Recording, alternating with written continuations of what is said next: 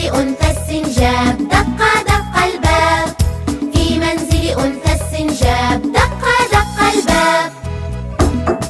من بالباب؟ أنا تيتا يا أولاد، ومعي كعكة عيد ميلاد. افتحوا يا أحلى أحفاد. صوتك خشن أنت الثعلب. اذهب اذهب يا كذاب.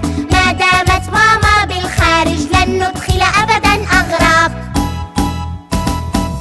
في منزل أنثى السنجاب دق دق الباب. في منزل أنثى السنجاب دق دق الباب.